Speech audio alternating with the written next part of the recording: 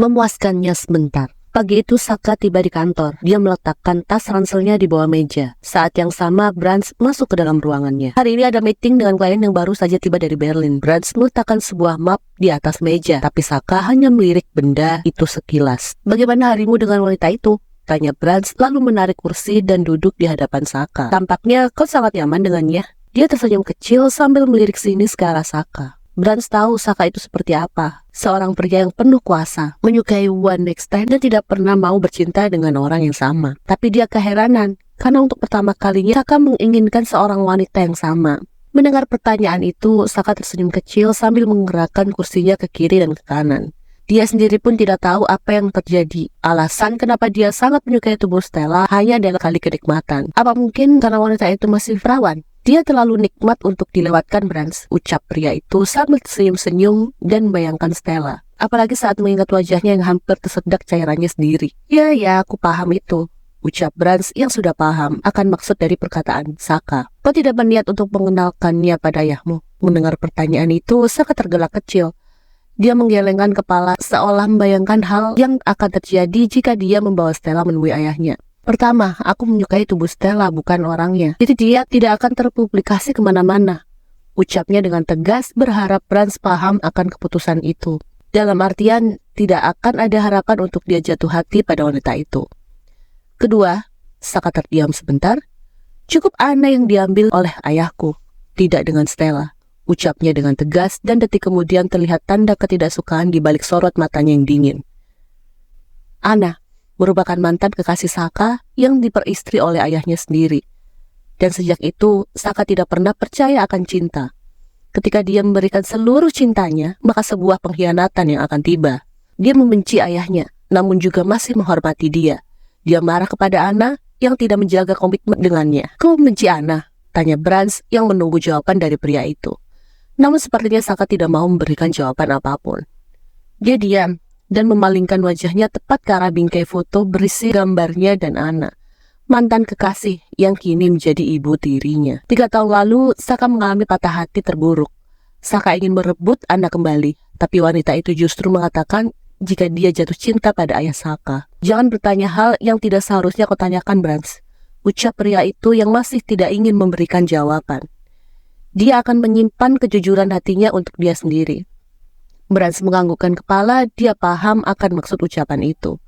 Karena Saka benar-benar membatasi masalah privasi, meski itu dengan orang kepercayaannya sendiri. "Maafkan aku, Saka," ucap pria itu yang memilih untuk tidak melanjutkan pertanyaannya. "Cat menunggumu di luar. Tampaknya dia masih menunggu undangan darimu untuk bercinta." Saka bertecak kesal. "Kau tahu aku tidak suka dengan wanita yang sama." "Tapi bagaimana dengan Stella?" Saka kembali terdiam. Dia bahkan tidak tahu alasan spesifik kenapa Stella masih candu baginya. Dalam permainan nafsunya, Saka tidak pernah mau melakukan dengan wanita yang sama. Tapi dia menemukan jawaban untuk itu. "Aku menguncinya agar tidak membongkar rahasiaku ke publik. Karena itu akan benar-benar rusak reputasiku. Dan aku menyukai tubuhnya," ucap pria itu untuk kedua kalinya, menyatakan jika tujuannya hanya untuk menginginkan tubuh Stella. Juga memastikan rahasianya tidak tersebar kemana-mana. Bisa saja Stella menyebarkan rahasia yang dia lihat ke media, dan itu akan dimanfaatkan oleh pesaing untuk menjatuhkan Saka juga Harris Group. "Kau harus menyampaikan aturan-aturan lebih detail. Aku tidak ingin dia melakukan kesalahan." Brands menganggukkan kepala pertanda paham akan perintah Saka. "Baik, akan kutemui dia nanti," ucap Brands dengan cepat, lalu mencatat sesuatu di layar tabletnya. Meski dia menjadi orang kepercayaan Saka, percayalah, tidak semua hal dia pahami mengenai pria itu. Terkadang ucapan, isi hati, dan isi pikirannya tidak pernah sejalan. "Berhati-hatilah, bisa saja kau jatuh hati padanya, Saka." Mendengar pertanyaan itu, Saka justru tertawa. Dia meraih map dan membuka benda untuk dibaca sekilas. "Aku melakukannya dengan banyak wanita, tapi aku tidak pernah jatuh cinta pada mereka," ucapnya dengan tegas. "Karena kau melakukannya hanya 1 kali, tapi sekarang kau melakukannya dengan orang yang sama. Itu semua hanya pelampiasan, Brands.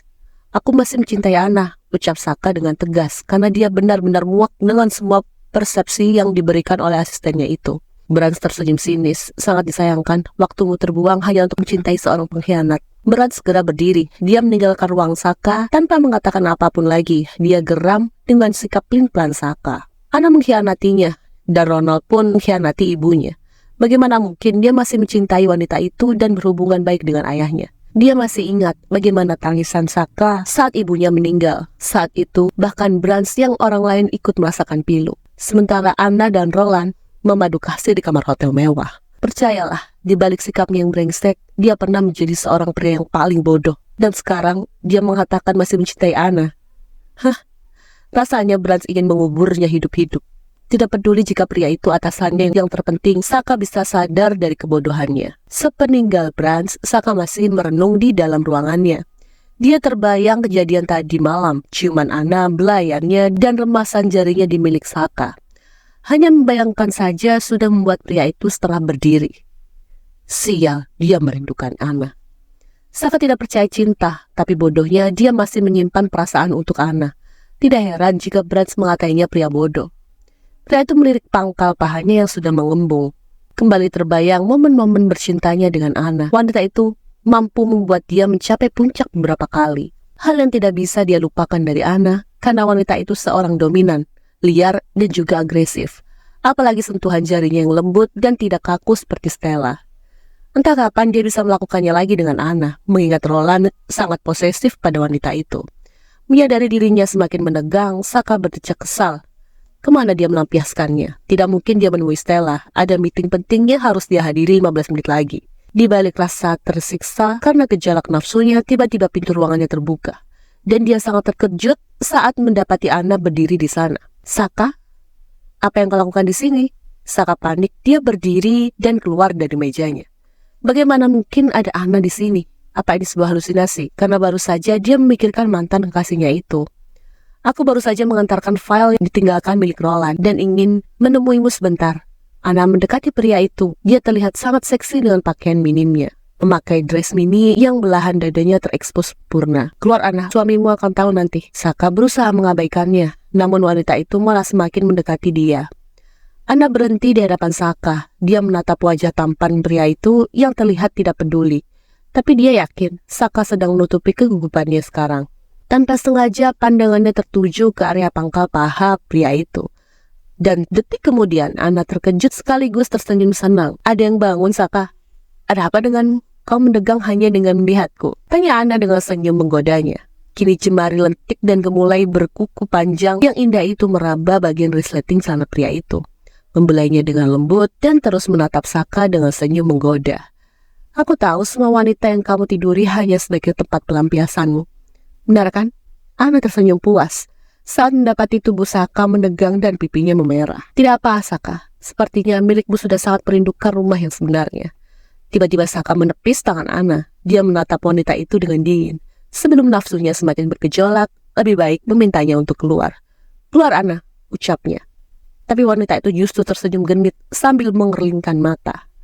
Sebentar Saka, biar aku memuaskannya lebih dulu. Dia pasti sangat merindukan mulutku. Langsung saja Anna berjongkok di hadapan Saka. Jemari lentiknya mulai membelai pusaka yang sudah menegang itu. Sialnya, Saka justru memejamkan mata. Apa dia menikmati belayan ibu tirinya?